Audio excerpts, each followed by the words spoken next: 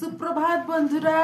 তো আজকে অনেক দিন কাটিয়ে ফেলেছি গেস্ট হাউসে। 6 দিন 7 দিন ধরে একই রুমে পড়ে আছি, পরিষ্কার করা হয়নি। গন্ধ বেরোচ্ছে রুম থেকে, চারিদিকে বোতল ছিটানো, ব্রাশ ছিটানো। পরিষ্কার করা মনে মাঝে একবার মনে পরিষ্কার করা হয়েছিল, উঁচু করে ধর না, মাঝে একবার মনে পরিষ্কার করা হয়েছিল বন্ধুরা, তারপরে পরিষ্কার করা হয়নি। কারণ এখানে লোকের খুব শর্টেজ, তাই পরিষ্কার করতে পারেনি হোটেলটা।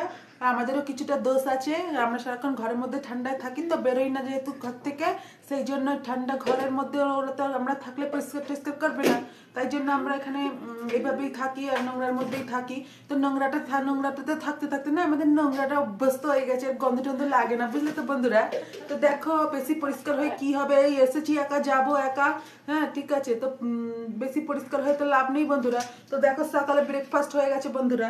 এই দেখো সকালে ব্রেকফাস্টে খেয়েছি শক্ত শক্ত হাড় হয়ে যাওয়া পাউরুটি, তার উপরে শক্ত হাড় হয়ে যাওয়া মাখন। মানে বানাতে বলেছিলাম এক, বানিয়ে দিয়েছে এক। তো বন্ধুরা কিছু করার নেই আমার।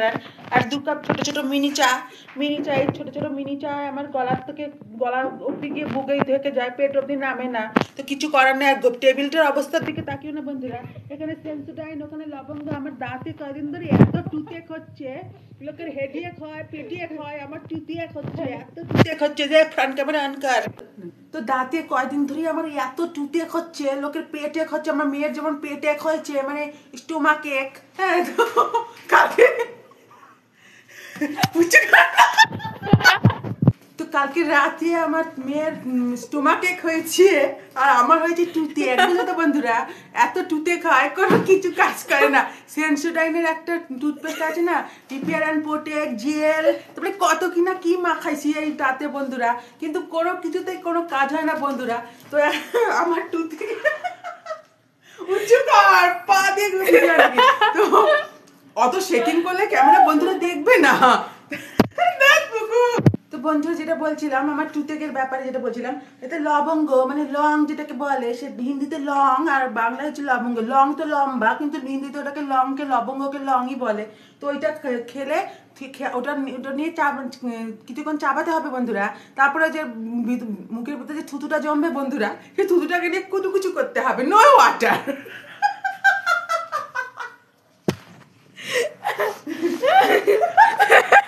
দাঁতে ব্যথা বন্ধুরা, তোর জন্য কি করব, আমি অনেক কিছু ব্যবহার করেছি বন্ধুরা। সেন্সোডাইন লাগিয়েছি, ওই রিপেয়ার অ্যান্ড প্রোটেক জেল মেল অনেক কিছু লাগিয়েছি বন্ধুরা, কিন্তু তাতে কোনো কাজ দিল না বন্ধুরা। এত তো ডেন্টিস্টের কাছে যেতে বড্ড ভয় লাগে বন্ধুরা। ডেন্টিস্টের যেতে বুকের মধ্যে ধুরুক পুরুক করে বন্ধুরা। দাঁতটা যদি তুলিয়ে দেয় তখন আমি কি দিয়ে খাবো বন্ধুরা। তো ঠিক আছে, পরে ডেন্টিস্টের কাছে যাবো এক সময় বন্ধুরা। তো আমি শুধু ভাবছি লবঙ্গের কথা, লবঙ্গটা মুখে দিয়ে ভালো করে চাবিয়ে বন্ধুরা গুঁড়ো করে ফেলতে হবে, একেবারে গুঁড়ো করি বন্ধুরা। সুতোর সাথে মিশিয়ে একটা গোগলা তৈরি করতে হবে, করে সেই গোগলাটা কুচু করতে হবে, তারপরে সেইটা গিয়ে দাঁতে অনেকক্ষণ ধরে রেখে দিতে হবে। নো ওয়াটার, কিছু অ্যাড করা যাবে না বন্ধুরা।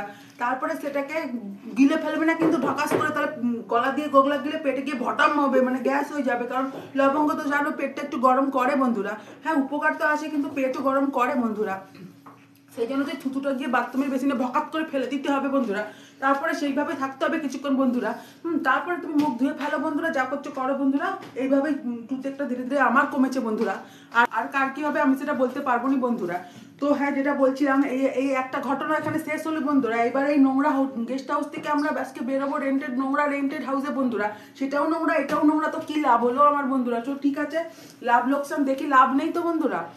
তো তারপরে যেটা বলছিলাম বন্ধুরা, আজকে নোংরা গেস্ট হাউস ছেড়ে আর একটা নোংরা রেন্টেড হাউস যাবো। ধীরে বলছি, বাইরে কেউ বাংলা যদি বুঝে পেলে, 50% লোক বাংলা বোঝে বন্ধুরা এই শিলংয়ে।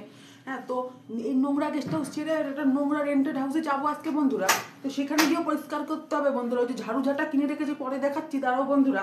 তো সেইখানে গিয়ে আবার আমাদের পরিষ্কার করে ঘষি মেজিয়ে আবার থাকতে হবে কতদিন কত বছর তা তো জানি না বন্ধুরা। কারণ আমার হাজবেন্ডের ট্রান্সফার তো কোনো ঠিক নেই বন্ধুরা। আমরা চলছি কে যেন আসছে বন্ধুরা, দাঁড়াও বন্ধুরা দেখে আসি বন্ধুরা। তো হাজবেন্ডের পিছু শিলংয়ে চলে আসতে হয়েছে বন্ধুরা, ছেলে মেয়েকে নিয়ে। বাবা ছাড়া ছেলে মেয়ে থাকতে পারেনি, আর ছেলে মেয়ে ছাড়া বাবাও থাকতে পারেনি, এই জন্য শিলংয়ে চলে আসতে হয়েছে বন্ধুরা। তো তারপরে যেটা বলছিলাম, মেয়েদের বিয়ের পরে তো মেয়েদের অ্যাকচুয়ালি কোনো ঘর হয়নি বন্ধুরা।